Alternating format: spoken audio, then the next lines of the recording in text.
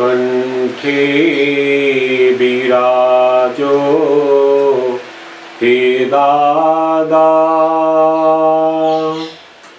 ઉચ્ચરાવો સવડી ભાષા, સન્મુખે સરસ્વતી માતા, સુધરાવો મન વાણી ભાષા, કંઠે વિરાજો હે દાદા, ઉચ્ચરાવો સવડી ભાષા, કાઢજો અનુભવનો તારણ, તોડે મન કુબેણ ખાટા, પોતે પોતાના જોવા, અવળિયા વાણીના ખાંચા, કંઠે બિરાજો હે દાદા, ઉચ્ચરાવો સવડી ભાષા, સત્તાની ભાષા દુરુપયોગે વપરાતા ઉગાડે કાંટા, નિર્દોષી વાણીની મીઠ, સંસ્કારી માધુર્ય સાતા, કંઠે બિરાજો હે દાદા, ઉચ્ચરાવો સવડી ભાષા, ચારિત્ર બળની ઓળખ, સંચારી નીકળેલી વાચા, વિચાર ઉચ્ચાર નિયાચારી, વર્તાવો પરમાર્થ શાસ્ત્રા, કંઠે બિરાજો હે દાદા, ઉચ્ચરાવો સવડી ભાષા, સન્મુખે સરસ્વતી માતા, સુધરાવો મન વાણી ભાષા, સુધરાવો મન વાણી ભાષા. જય સચ્ચિદાનંદ, જય સચ્ચિદાનંદ. મનીષાબેન આજે પદ ગાવાના હતા પણ કદાચ ઇન્ટરનેટ કનેક્શન બરાબર જોડાઈ શક્યું નહીં. પણ ખૂબ સુંદર અદ્ભુત કવિરાજનું દાદા ભગવાનને પ્રાર્થના કરતું એક આ પદ છે. દાદા ભગવાન કે જેમની વાણી એ પ્રત્યક્ષ સરસ્વતી દેવી છે, એમને આપણે પ્રાર્થના કરી રહ્યા છે કે હે દાદા ભગવાન, અમારા કંઠે પણ બિરાજો અને એવી માધુર્યવાળી વાણી, એવા સુંદર શબ્દો કે જેનાથી લોકોને આનંદ થાય, નિર્ભયપણે લોકો સાંભળે લોકોના દુઃખ ઓછા થાય, આપણી વાણીથી કોઈને પણ દુઃખ ઊભા ના થાય, એવી માધુર્ય વાણી અમારા કંઠમાંથી નીકળે, એવી આપણે દાદા ભગવાનને પ્રાર્થના કરીએ છીએ. ખૂબ સુંદર. જ્યારે જ્યારે આપણે વાણીનો બહુ ઉપયોગ કરતા હોઈએ ત્યાં આગળ આપણે જો આવી પ્રાર્થના કરી દાદા ભગવાનને આપણા કંઠે બિરાજી અને પછી આપણે બોલીએ તો મોટા ભાગે એ વાણીથી જે દુઃખ થતા હોય છે એ બંધ થવા માંડે. કારણ કે અંદર એક ભાવ પુરાય છે કે આ વાણીથી કોઈ પણ જીવનું પ્રમાણ ના દુભાય, કોઈ પણ જીવની જે માન્યતાઓ છે એને બિલકુલ ઠેસ પહોંચે નહીં, એવી ભાવના સાથે નથી પછી આવતી જાય. એટલે ખૂબ સુંદર આ પદ આપણે સાંભળ્યું. પ્રાર્થના 2-3 મહાત્માએ મને પ્રશ્ન મોકલેલા છે. એમાંના 1-2 પ્રશ્નોથી આપણે લઈએ એમની વાતો. એ મહાત્માએ ચરણ વિધિની અંદરથી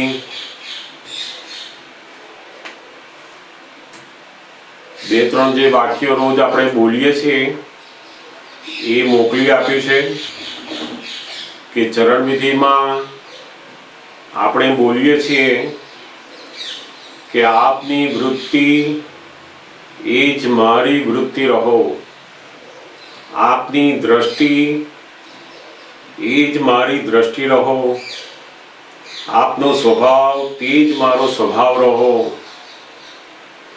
આપનું જ્ઞાન, દર્શન, ચારિત્ર અને તપ,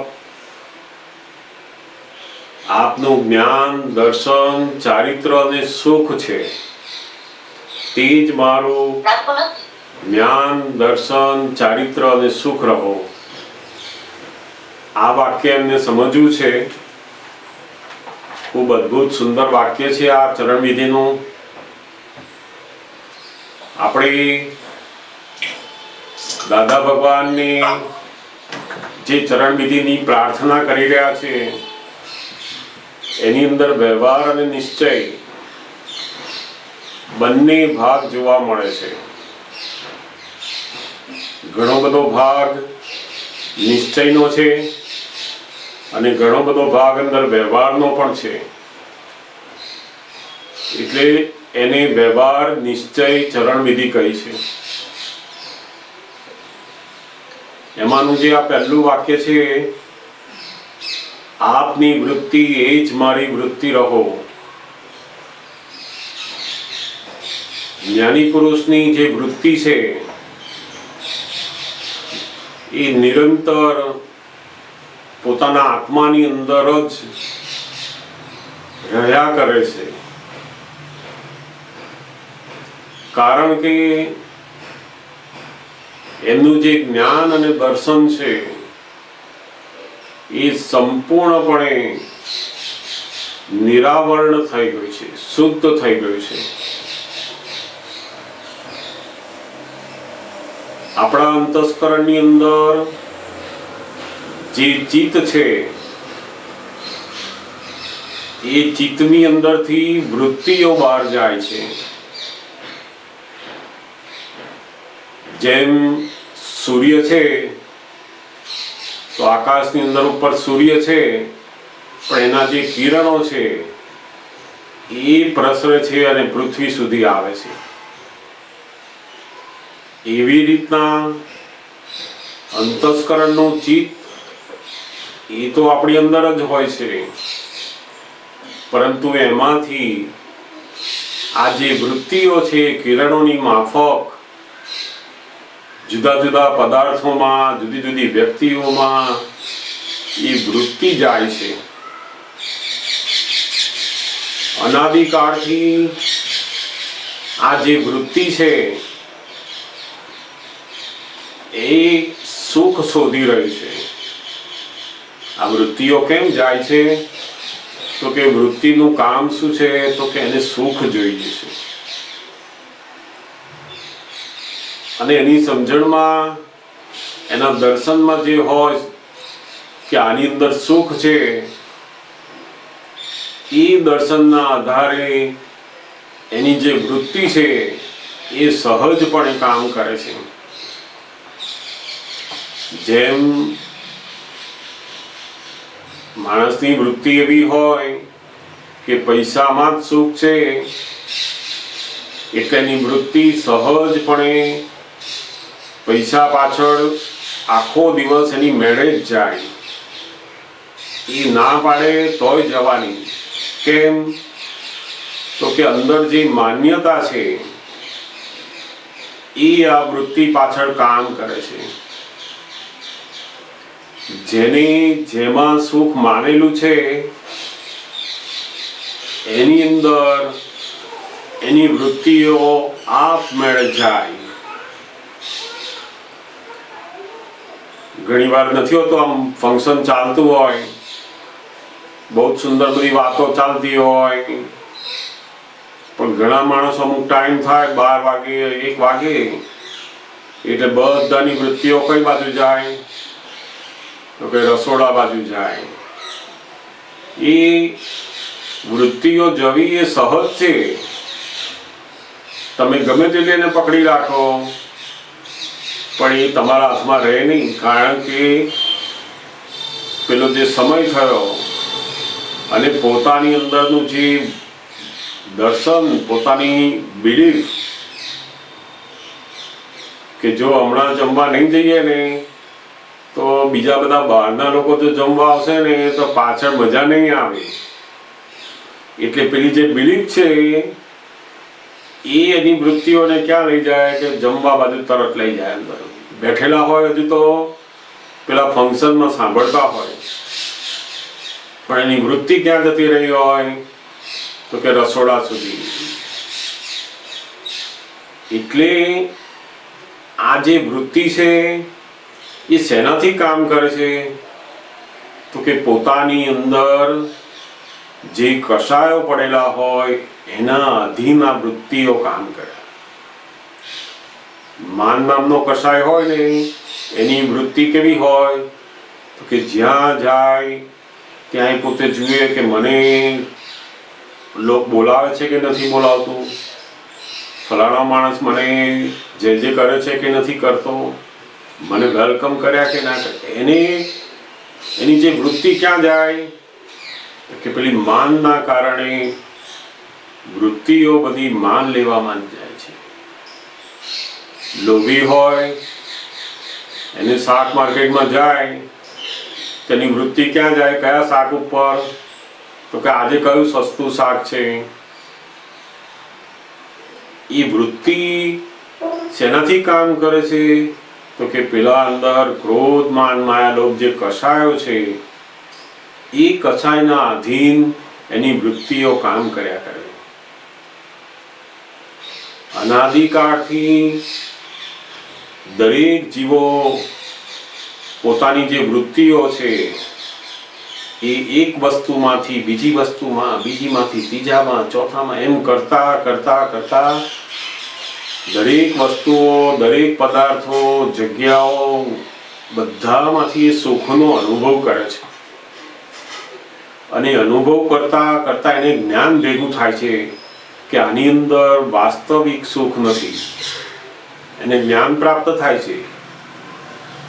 આ બધી વસ્તુઓમાં આપણી વૃત્તિઓ ગયેલી છે અને એમાંથી જ્ઞાન પ્રાપ્ત થયું કે આ કપડામાં સુખ નથી, ઘરેણામાં સુખ નથી, માનમાં સુખ નથી, આ પૈસામાં સુખ નથી. એમ કરતા કરતા કરતા કરતા કેટલો જીવ ડેવલપ થાય છે. અને એ ડેવલપમેન્ટ થયા પછી એ એવી સુખ શોધે છે કે જે આયા પછી જાય નહીં. એને અનુભવ કરતા કરતા કરતા આવ્યો, એને જોયું કે આ ફલાણી વસ્તુ ખાવામાંથી સુખ લઈએ પણ એ તો થોડોક ટાઈમ માટે છે. પછી પાછું એ સુખ જતું રહેશે. વસ્તુઓનું સુખ જોયું, પૈસાનું સુખ જોયું, પ્રતિષ્ઠાઓના સુખ જોયા, બધા જોતા જોતા જોતા જોતા આવે છે. અને એમ કરતા કરતા એને ખબર પડે છે કે બહાર જે બધા સુખ લઈએ છે એ બધા થોડીક વાર માટે હોય છે, કાયમ માટે રહેતા નથી. અને એ વૃત્તિ શોધે છે શું? તો કે કાયમનું સુખ શોધે છે. અને એ કાયમનું સુખ જ્યાં સુધી એની અજ્ઞાન માન્યતાઓ છે ત્યાં સુધી એ વિનાશી વસ્તુઓમાં કાયમી સુખ શોધે છે. વાસ્તવમાં કોઈ પણ વિનાશી વસ્તુમાં ક્યારેય પણ કાયમી સુખ હોય જ નહીં ને. એ તો અવિનાશી વસ્તુની અંદર જ કાયમી સુખ હોય. અને જ્યારે એ સુખ શોધતા શોધતા શોધતા એને જ્ઞાની પુરુષનો યોગ થાય છે, ત્યાં આગળ એને એવું ભાન થાય છે કે સુખ એ આપણી અંદર પડેલું છે. ભરપૂર સુખ, એટલું બધું સુખ પડેલું છે. અને એ જ્ઞાની પુરુષ એને ખોલી આપે છે અને એક વખત એને ચખાડી દે છે. અને જેવું જ્ઞાની પુરુષના નિમિત્તે એમની કૃપાથી આ જે વૃત્તિ એક વખત પોતાનું સુખ ચાખી લે છે, પછી આખી એની દશા બદલાઈ જાય છે. પહેલા કેવું હતું? તો કે અનંત વસ્તુઓની અંદર પોતાની વૃત્તિઓ જતી હતી. એક વસ્તુમાંથી છોડીને બીજામાં આવે, બીજામાંથી ત્રીજામાં આવે, સંસારની વસ્તુઓ છોડી ને પછી ધર્મની વસ્તુઓમાં આવે, ધર્મની અંદર એ પછી એ બધી વૃત્તિઓ ફર્યા જ કરે. એમાંય એને માનની વૃત્તિઓ શરૂ થાય, પદની વૃત્તિઓ શરૂ થાય, બધી એમાં સુખ શોધે. એમ કરીને લોકો 10 જણ સાંભળે, 25 જણ 50 જણ ઓળખે, એ વૃત્તિઓ બધી એમાં જ ફર્યા કરે. જ્યારે જ્ઞાની પુરુષનો યોગ થાય છે ત્યારે એને ખબર પડે છે કે ખરેખર વાસ્તવિક સુખ, પરમેનન્ટ સુખ એ તો આપણી અંદર છે. અને જ્ઞાની પુરુષ પાછા એને ચખાડે છે, એને અનુભવ કરાવે છે એમાં. અને જેવો એ અનુભવ થાય છે કે તરત જ પેલું જે અનંત વસ્તુઓમાં વૃત્તિ જતી હતી એના બદલે હવે શું થયું? તો કે વૃત્તિ જાય ખરી પણ પાછી પોતાના ઘરમાં આવતી શરૂ થઈ. જ્ઞાની પુરુષ મળવાથી શું થાય છે? તો કે જે વૃત્તિઓ કાયમ માટે બહાર જ ભટકતી હતી એ વૃત્તિઓ હવે પોતાના ઘરમાં પાછી ફરે છે. કોકને કલાક થાય, 2 કલાક થાય, 5 કલાક થાય, કોકને આખો દિવસ જાય, પણ છેલ્લા શું થાય? તો કે વૃત્તિઓ પાછી પોતાના શુદ્ધાત્માની અંદર પાછી આવે છે. એટલે પેલી અનંત વસ્તુઓમાં જતી વૃત્તિઓ હતી એના બદલે અનેક વસ્તુઓની અંદર જ હવે વૃત્તિઓ જાય છે. લિમિટેડ થઈ ગઈ. જેમ આ બધા ગાયો ભેંસો બધું રાખનાર માણસો હોય, તેની ગાય હોય તો સાંજ પડે ને એટલે એને દોરડાથી બાંધી દીધી હોય અને એનો દોરડાનો બીજો છેડો એને ઝાડ જોડે બાંધી દીધે. હવે દોરડું 5 ફૂટનું હોય તો ગાય એટલામાં આમ ખાતી હોય તો કેટલા સુધી જઈ શકે? જેટલું એને દોરડું બાંધ્યું હોય 5 ફૂટનું તો 5 ફૂટ સુધી જે જાય, એથી આગળ જાય નહીં. એની વૃત્તિ કેવી થઈ ગઈ? તો કે આ 5 ફૂટની લિમિટ આવી ગઈ. એવું આપણે દાદા ભગવાનના જ્ઞાન થકી શું થયું?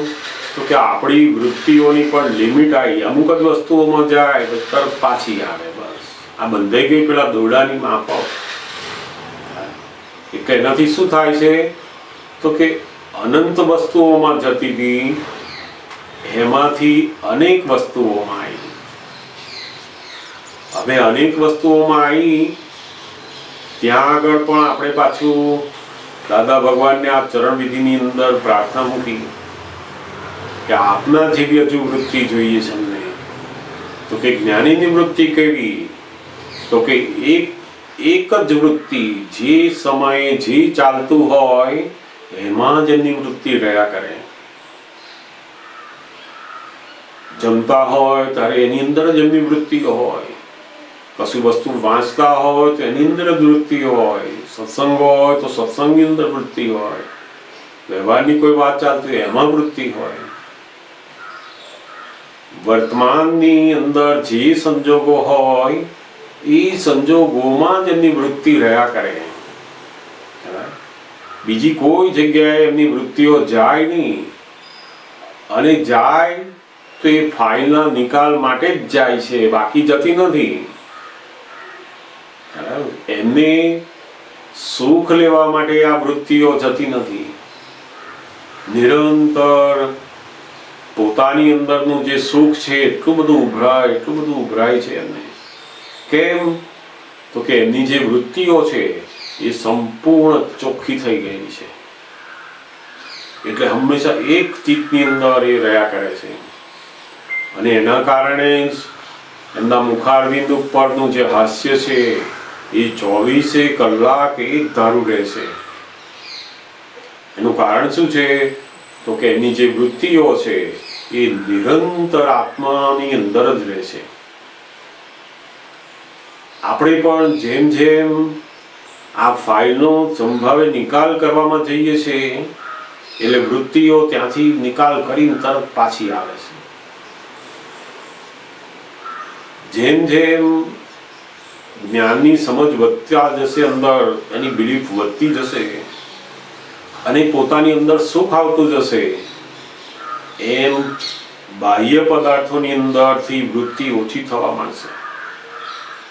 જેમ આપણે મોટા થઈએ પછી આપણને બાળકોના રમકડા આપે તો આપણી વૃત્તિ કેટલો સમય રહે એની અંદર? બિલકુલ ના રહે ને. 10 મિનિટમાં તો એ રમકડામાં કરી મૂકી દઈએ આપણે. અને બાળક હતો કે તો અડધો કલાક, 2 કલાક એ રમકડા જોડે એની વૃત્તિઓ રહ્યા કરે. એનું કારણ શું? તો કે વસ્તુ એની એ જ છે, વ્યક્તિ પણ એનો એ છે, પણ એની જે બિલીફ છે બદલાઈ ગઈ. બાળક હતો ત્યારે બિલીફ જુદી હતી એમાં સુખની, હવે મોટો થયો ત્યારે એની સુખની બિલીફ બદલાઈ ગઈ.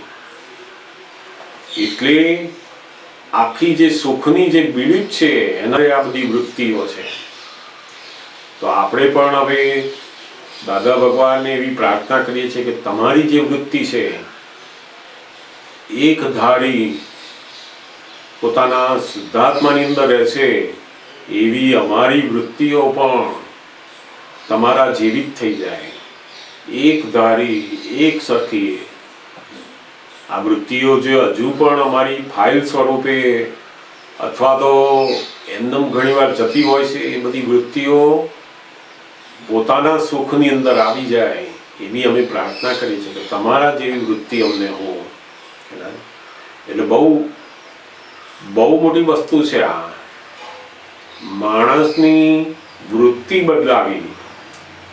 ઘણીવાર નહીં કહેતા અમુક માણસોની આખી જિંદગી તમે વૃત્તિ જુઓ તો એવી ને એવી જ હોય, એની દાનત એવી ને એવી જ હોય, બદલાય નહીં. માણસ વસ્તુનો ત્યાગ કરી શકે પણ વૃત્તિનો ત્યાગ ના કરી શકે. બહુ અઘરું છે. કેમ?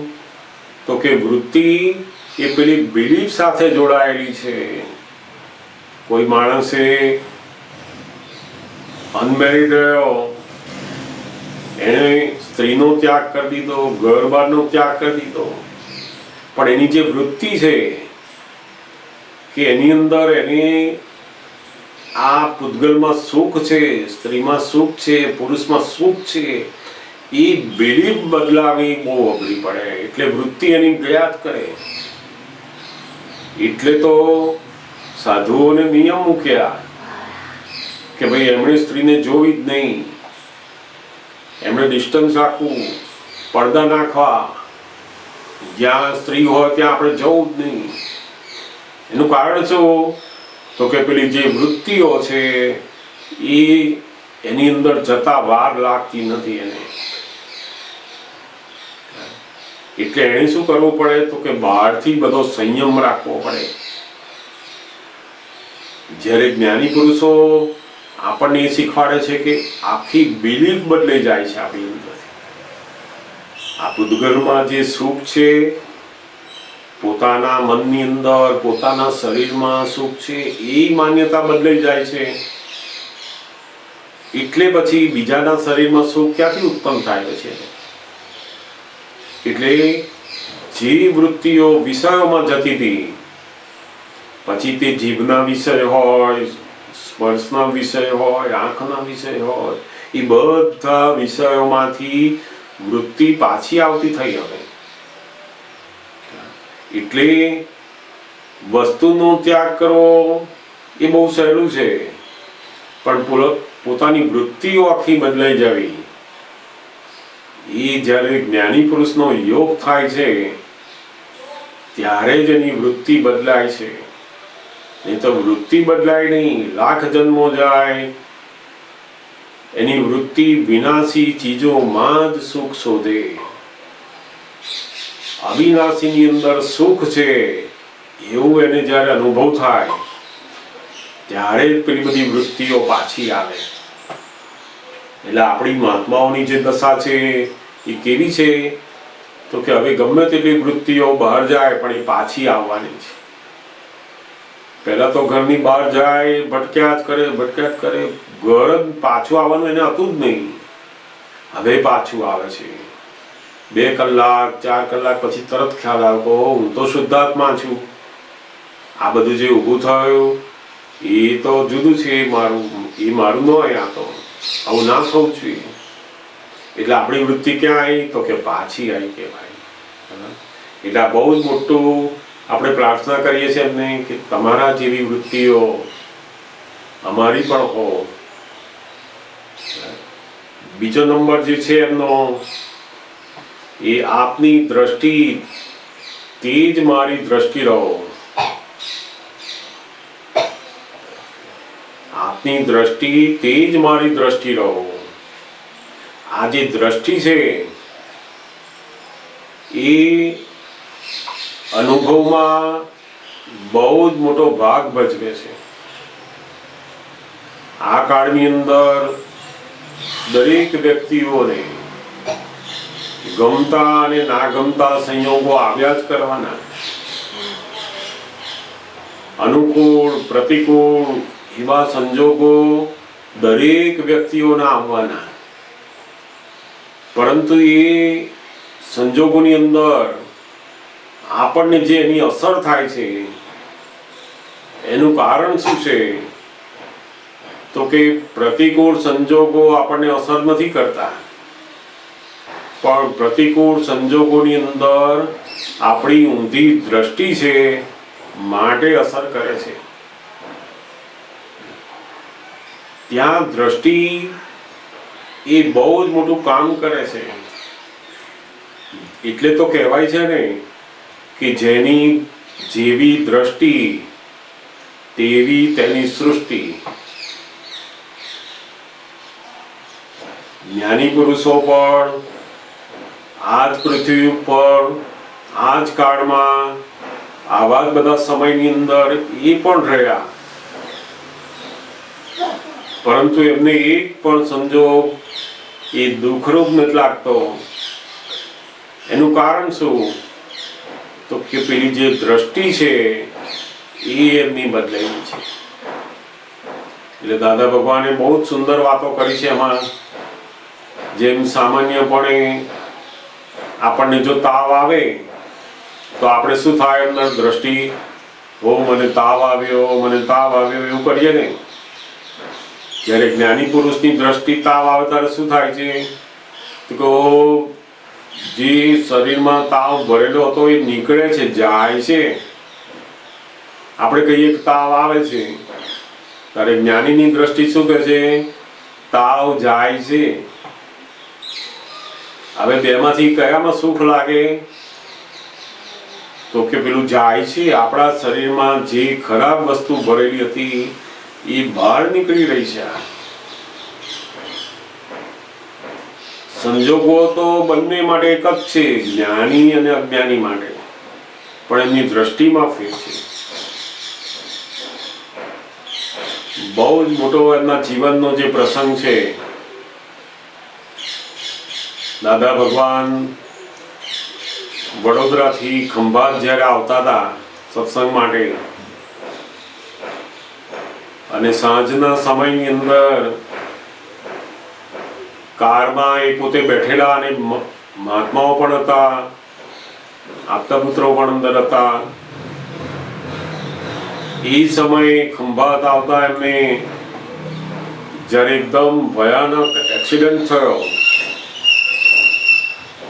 અને એવો એક્સિડન્ટ કે જોનાર દરેક લોકોને થાય કે આ ગાડીમાંથી કોઈ પણ બચ્યા નહીં હોય. ત્યારે બધા જ જેટલા મેમ્બર્સ ગાડીમાં બેઠેલા દાદા ભગવાનની સાથે, એ બધા જ મેમ્બર્સ ત્યાં રોડ ઉપર પડેલા.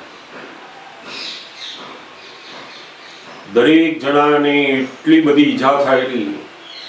દાદા ભગવાન એમને પોતાને પણ એમની આખી જીભ કપાઈ ગયેલી. એમના શરીર ઉપર એટલું બધું છોલાયેલું, જેટલું બધું વાગેલું, એટલું બધું લોહી નીકળી જાય. એવી જે ઘટનાઓ કે જેની અંદર ભલભલા માણસો પોતાની જે દ્રષ્ટિ છે એ સ્થિર રહી શકે નહીં. આવા સમયની અંદર પણ જ્યારે બધા માણસોને એક ભાઈ દવાખાને લઈ જાય છે વડોદરાની અંદર, બધાને સારવાર મળે છે, દાદા ભગવાનની પણ સારવાર થાય છે ત્યાં. અને દાદા ભગવાન એક મહાત્માના ઘરે જ્યાં રહેતા હતા ત્યાં એમને લઈ જવામાં આવે છે. એમના એક્સિડન્ટનો સમાચાર બધા મહાત્માઓને ધીમે ધીમે મળવા લાગ્યા. એટલે દરેક મહાત્માઓ ને થાય કહો દાદા ભગવાનને શું થઈ ગયું, દાદા ભગવાનને શું થઈ ગયું. એકદમ આશ્ચર્ય થઈ જાય, આવું ક્યાંથી બને. અને બીજે દિવસે સવારે તો બધા મહાત્માઓની લાઈન લાગી ગઈ ત્યાં. એ સમયે એમની તબિયત બરાબર નહીં હોવાથી અમુક જ મહાત્માઓને અંદર જવા દેતા, કારણ કે દાદાને આરામ જોઈએ એ સમયમાં. થોડાક મહાત્માઓ જે અંદર ગયા, એમાંના એક મહાત્મા બહુ વડીલ મહાત્મા હતા, બહુ અભ્યાસી હતા. એ જેવા ગયા, એમને દાદા ભગવાન પ્રત્યે જબરજસ્ત અહોભાવ, બહુ અદ્ભુત એમની અંદર ભાવના હતી.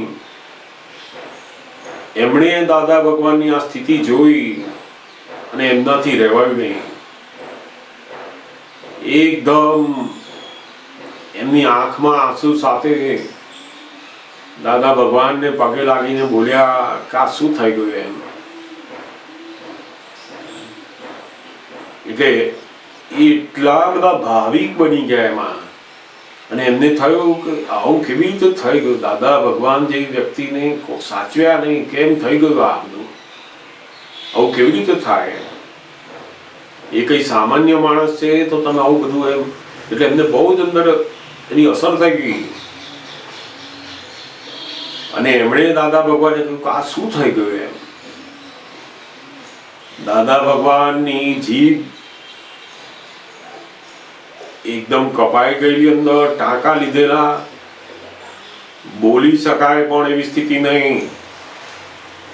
છતાં પણ એ સમયે એમણે મહાત્માને કહ્યું કે આ તો આખી મૂડી બચી ગઈ છે. એમણે શું કહ્યું કે કે આ તો આખી મૂડી બચી ગઈ. ત્યારે એમને ખબર પડી કે ઓહો, હું એવું જોઉં છું કે એમને કેટલું બધું વાગ્યું, કેટલું બધું આમ થઈ ગયું, તેમ થઈ ગયું. અને દાદા ભગવાન શું જુએ છે તો કે આપણે જીવતા રહ્યા, આપણી મૂડી બચી ગઈ. આ બધું જે રિપેર થવાનું છે એ તો થઈ જશે, પણ હું જીવતો રહ્યો એટલે કે મૂડી બચી ગઈ. અહીંયા જ એમની દ્રષ્ટિ ખબર પડે છે. હંમેશા આપણી દ્રષ્ટિ કેવી હોય છે તો કે જે દુઃખ આવે ને એને ગા ગા ગા ગા કરીએ. મારો હાથ તૂટી ગયો, મારો પગ તૂટી ગયો. જ્યારે જ્ઞાની પુરુષની દ્રષ્ટિમાં શું છે તો કે મારી પાસે શું છે, શું બચ્યું એ જુએ છે. અને આ દ્રષ્ટિ એ સંજોગોની અંદર એને સુખ આપે છે. જ્યાં બધાને દુઃખ આપે ત્યાં આ દ્રષ્ટિ એને સુખ ઉત્પન્ન કરે છે, એને દુઃખની અસર બંધ કરી દે છે. દરેક સંજોગોમાં એમની જે દ્રષ્ટિ છે એ કેવી છે તો કે મારી પાસે શું છે એ જ જુએ હંમેશા. એ કોઈ પણ જગ્યાએ જાય, કોઈનો ધંધો ચાલતો હોય, થોડાક સમયમાં એ બહુ કમાયો હોય અને પોતે ઘણી બધી મહેનત કરતા હોય, છતાં એને કંઈ બહુ એટલા બધા પૈસા મળ્યા ના હોય, તો એ શું જુએ? મારી પાસે શું છે એ જોવાનું. જો હું પેલાનું જોઉં કે એની પાસે કેટલા પૈસા છે, એને કેટલા ઘર થયા, એના છોકરાઓ કેવા થયા, એને કેટલી ગાડી વસાઈ, એને આટલા વર્ષની અંદર કેટલું આ કર્યું, એટલે દુઃખની શરૂઆત થઈ. આપણી જે દ્રષ્ટિ છે એ આપણને દુઃખ આપે છે અને આપણે એવું માનીએ છીએ કે આ મારા સંજોગો મને દુઃખ આપે છે, આ મારી પરિસ્થિતિ આવી છે એના લીધે હું દુઃખી છું. વાસ્તવમાં તમે તમારી ઊંધી દ્રષ્ટિ જોવાની જે છે એના કારણે દુઃખી છો. હમણાં જ અમે લોકો થોડા સમય પહેલા એક જાત્રામાં ગયેલા. ત્યાં આગળ ઉપર પહાડ ઉપર ચડવાનું જાત્રામાં. તે જેવા રૂમમાંથી નીકળ્યા અને થોડોક આગળ ગયા એટલે ખબર પડી કે મોબાઈલ તો રહી ગયો આપણી બેગમાં. એટલે શું થાય, અંદર દુઃખ ઉત્પન્ન થાય કે મોબાઈલ ત્યાં રહી ગયો, શું કરીશું? એટલે દુઃખ ઉત્પન્ન થયું અંદર. પછી જેમ જેમ થોડોક સમય ગયો, આગળ ગયા અને મંદિરમાં જવાનું થયું. ત્યાં મંદિરની બહાર પેલા લોકો કહ્યું ભાઈ જેનો મોબાઈલ હોય બહાર મૂકી ના આવો. આ બહાર એમને જ મૂકવાનો હતો, કોઈ સાચવે નહીં, પણ મોબાઈલ લઈને અંદર જવાનું નથી. હવે જે લઈને આવેલા એ તો બધા બહાર મૂકવા માંડે, છૂટકો જ નથી એને. એટલે ચિંતા તો રહે ને બહાર મૂકે એટલે. હવે જે પેલો માણસ ભૂલી ગયો હતો એને હવે શું થાય? તારે બહુ સારું થયું, મારો મોબાઈલ તો સેફ તો છે ત્યાં ઘરે, અહીં મૂકવાની માથાજી કર નહીં ને, આપણે તો ફ્રી એકદમ અહીંયા. એટલે ત્યાં આગળ આવ્યો જેવો એટલે પેલી દ્રઢ ગઈ. એટલે શું થયું એને? તરત જ અંદર આનંદ આનંદ છે. આપણે તો કશો વાંધો નથી, આપણો મોબાઈલ તો બહુ સેફ મૂકીને આવ્યા. આપણે જે મોબાઈલ ત્યાં મૂકેલો અને ભૂલી ગયો ત્યારે દુઃખ લાગતું હતું, અને હવે પાછું શું થઈ ગયું? સુખ લાગ્યું. આનું કારણ શું છે? તો કે પોતાની જે દ્રષ્ટિ છે એ બદલાય છે. દરેક સંજોગોમાં તમારી દ્રષ્ટિ જો જ્ઞાની જેવી દ્રષ્ટિનો ઉપયોગ કરતા જઈએ તો દરેક સંજોગોમાં આપણે દુઃખમાંથી મુક્ત થતા જઈએ છીએ. જેમ કોઈ કોઈ વ્યક્તિને પોતાનો ભાગીદાર પજવનાર હોય, કોઈને સાસુ પજવનાર હોય, કોઈ સસરા પજવનાર હોય, હસબન્ડ પજવનાર હોય, વાઈફ હોય, તેને આખો દિવસ થાય કે આવા કંઈ મળ્યા, આવા કંઈ મળ્યા, મને આવું કંઈ આમ થયું, આમની જોડે મને ફાવતું નથી, અને પેલા રોજ એની જોડે લડ કરે. હવે જ્ઞાની હોય તે શું સમજે તો કે ઓ આવા સાસુ મળ્યા, આવા સસરા મળ્યા ને સારું થયું, મારું એ કર્મ એની જોડે જે હિસાબ છે એ પૂરો થાય છે. અહીંયા એ શું જુએ તો કે એની દ્રષ્ટિ કેવી છે તો કે મારા કર્મના હિસાબમાંથી હું મુક્ત થઉં છું, એ મને લડશે, મારી જોડે આ બધો પતાવશે હિસાબ, તો એમાંથી હું મુક્ત થઈશ. વસ્તુ એકની એક જ છે, પણ જોવાની જે દ્રષ્ટિ છે એમની એકદમ જુદી જુદી છે. દાદા ભગવાનને ઘણીવાર ઉધરસ બહુ આવતી, અને ઘણીવાર ડૉક્ટર, અને નીરુબેન પોતે પણ ડૉક્ટર, એટલે દાદા જ્યારે કશું નાસ્તો કરતા હોય, જમતા હોય, તો એમની પ્રકૃતિ એવી કે બધું મરચાવાળી વસ્તુ પહેલી લે. હવે એક બાજુ ઉધરસ હોય અને પેલું મરચું ખાય તો વધારે થાય ને. એટલે નીરુબેન કે તરત યાદ કરાવે કે દાદા ડોક્ટરે ના પાડી છે મરચું ખાવાની, એવું કે એમને.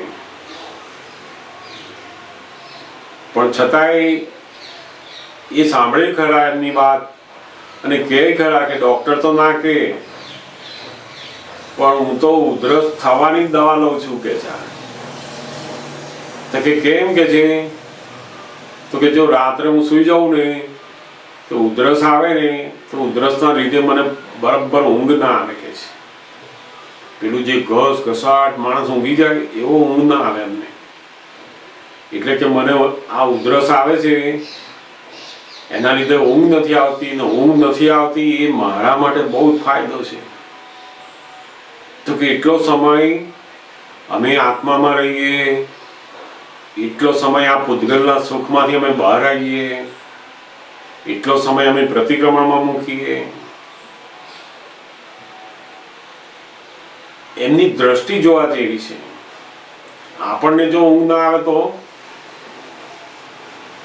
આપણી દ્રષ્ટિમાં તો ઓહો દુખી ઊંઘ નથી આવી, તે એટલું ઊંઘ નથી આવી તો બીજાની ઊંઘ ઉડાડી દે કેટલાક તો.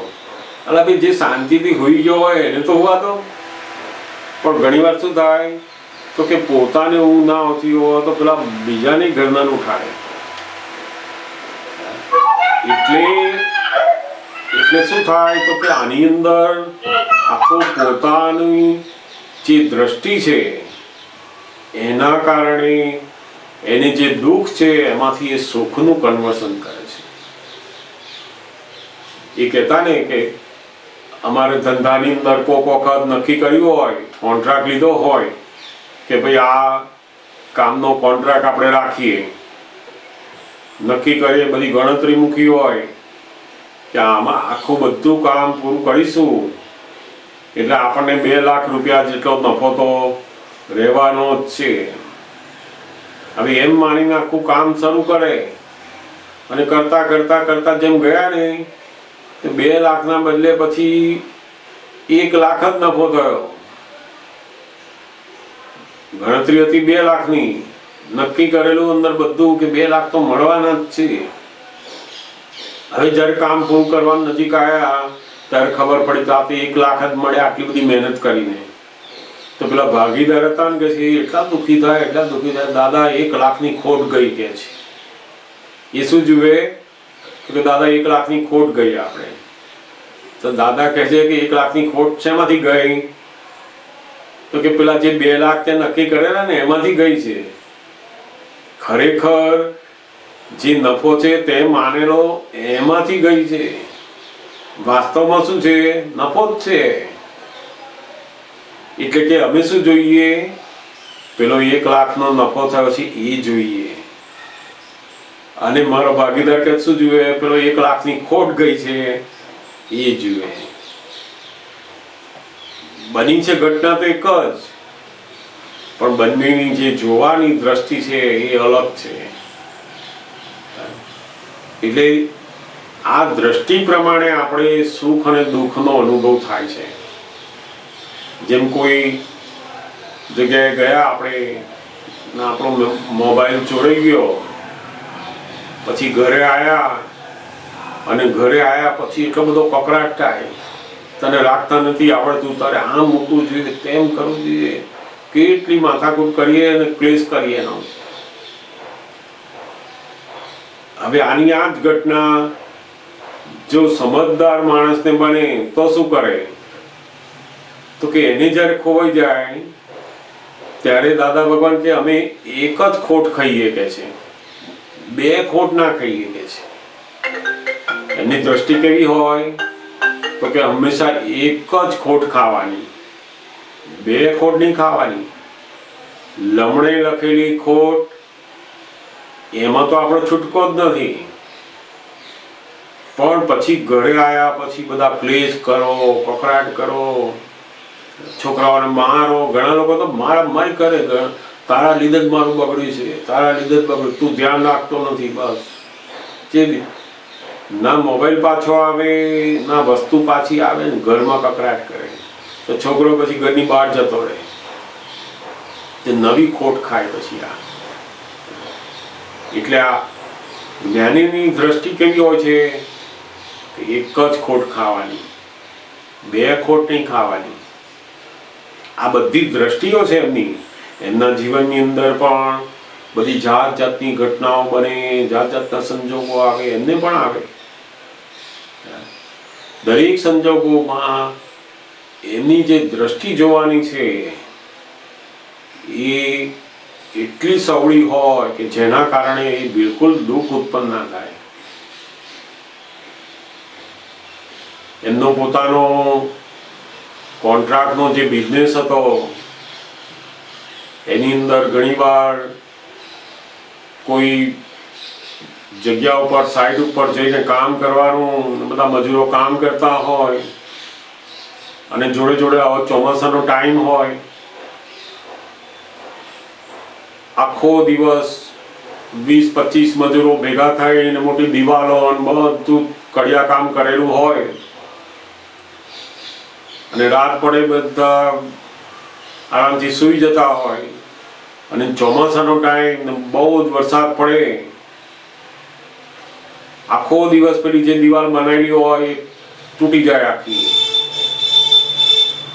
તે પેલા મજૂરો હોય, બધા કામ કરનારા માણસો, એ દોડતા દોડતા દાદા પાસે આવે. એમને થાય ને કે આખો દિવસનું કામ, બધી મટીરિયલ, મજૂરી, કેટલું બધી મહેનત આ બધી, અને આટલું બધું કરેલું હતું એ બધું જતું રહે. કે બિચારા બહુ લાગણી વાળા હોય, કેટલી બધી અસર હોય એને. દાદા ભગવાને કે અમને રાત્રે 2 વાગે આવીને કે આખી દિવાલ પડી ગઈ ને આમ થયું, આમ બધું સાંભળી લઈએ કે છે.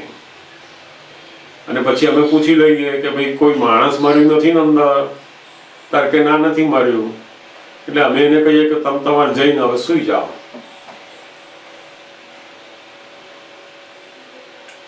ઘટના એકની એક જ છે, પણ બે ખોટ ના ખાય. દિવાલ પડી ગઈ તો પડી ગઈ, કોઈ માણસ મર્યું નથી ને એની કિંમત છે. એટલે દરેક સંજોગ, આપણે તો આપણી દીકરી હોય, દીકરો હોય, જો સ્કૂટર લઈને ગયો ને પડ્યો તો ઘેર ચલાવતા નથી આવડતું એમ કરી બીજો એક લાફો મારી દઈએ. અલા બિચારાને જે પડ્યો છે તે એને બિચારાને વાગ્યું છે તે એનું ધ્યાન આપો. તને ચલાવતા જ નથી આવડતું, કેટલું આમ. તે દ્રષ્ટિનો ફેર છે આ. હવે એ કઈ અત્યારે તમે માણસો તો શું થવાનું છે, તો કે નવો કકડાટ ઉભો કરો છો. એટલે આ દ્રષ્ટિનો જો આપણને પણ જ્ઞાની પુરુષ જેવી દ્રષ્ટિ આવે દરેક સંજોગોને જોવાની, તો આ બધા દુઃખ જ ના રહે. જાત જાતના જ્યાં જ્યાં દુઃખ છે ને ત્યાં આગળ જો જ્ઞાનીની દ્રષ્ટિ, જ્ઞાનીનું વિઝન જો મૂકવામાં આવે ને તો આ બધા જાત જાતના દુઃખો જતા રહે. કેટલાકને માથું બહુ દુખતું હોય, દાઢ દુખતી હોય, એને થાય કે ઓહો બહુ દુખ્યું, બહુ દુખ્યું, બહુ દુખ્યું, મને આમ દુખે છે, મને તેમ દુખે છે. તેની અંદર જ્ઞાનીની દ્રષ્ટિ મૂકવાથી હાથ તો નથી દુખતા નહીં, પગ તો નથી દુખતા નહીં, આંખો તો સરસ છે ને, જેવું સારું જે છે એ જોવાનું. એના બદલે મને માથું દુખ્યું, માથું દુખ્યું, માથું દુખ્યું, એની પાછળ પડી જાય. કેટલાક તો એનું માથું તો દુખે પણ બીજાનું હોવ દુખાડે પાછા. એમાં એટલે તું ઊંઘી જા ને દવા લઈને, કે એને શું લેવા જગાડે છે, પછી છોડે નહીં એને. એટલે જે સારું છે એને જોતા શીખો. જેમ ઘરની અંદર જો અહીં કચરો છે, જો અહીં આમ છે, અહીં ખરાબ છે, પણ કેટલું સારું છે એ તો જુઓ તમે. પણ હંમેશા આપણને જોવાની આદત કેવી છે, પેલું ખરાબ જોવાની પહેલું. એવું માણસોની અંદર, બાળકોની અંદર, પત્નીની અંદર, પતિની અંદર, બધામાં શું જોવું જોઈએ? દાદા ભગવાન કહે છે ને કે અમે હંમેશા એવું જોયેલું છે કે દરેક માણસની અંદર કંઈક ને કંઈક સારી વસ્તુ છે ને છે જ, આપણને શોધતા આવડતી નથી. કોઈ છોકરો એવો હોય ને કે ભણવામાં કાચો હોય, પણ તમે એને કામ સોંપો ને કોઈ પણ વસ્તુ તો તરત ફટાફટ રિપેર કરીને બધું ગોઠવીને મૂકી દે. કેમ? તો કે એની અંદર એ આવડત હોય. આ દુનિયાનું કોઈ પણ ફૂલ એ ખરાબ નથી. આપણને ઓળખતા આવડતું નથી, આપણને કામ લેતા આવડતું નથી, માટે આપણે એની જોડે કચકચ કરીએ છીએ. તું તો નકામો છું, તને કશું વ્યવહારનું આવડતું નથી, આટલી નાની વસ્તુ તને આવડતી નથી, આવડતું એ એને ગા ગા કરીએ છીએ. અને એના કારણે શું થાય તો કે પેલાને આપણી જોડે એકદમ અભાવ ઉત્પન્ન થઈ જાય છે. એટલે દાદા ભગવાન કે અમારી દ્રષ્ટિ કેવી હોય, શું આવડે છે એ અમે ગોતીએ, અને તમે શું ગોતો? નથી આવડતું. આ રોટલી ગોળ બનાવતા આવડતી નથી એને, આ બેડમી બનાવતા આવડતી નથી એને, ફલાણું અને આમ નથી આવડતી, આની જોડે અને બોલતા નથી આવડતું. નથી આવડતું એ જ શોધ કરે છે. એની અંદર શું આવડે છે અને એ જુઓ, તો તમારી જોડેના રાગ દ્વેષ બિલકુલ ઓછા થવા મળશે.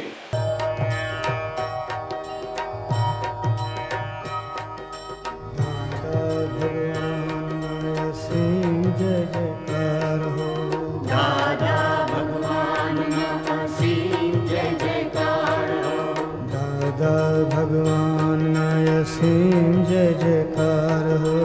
દાદા ભગવાન અસીમ જય જયકાર હો. દાદા ભગવાન અસીમ જય જયકાર.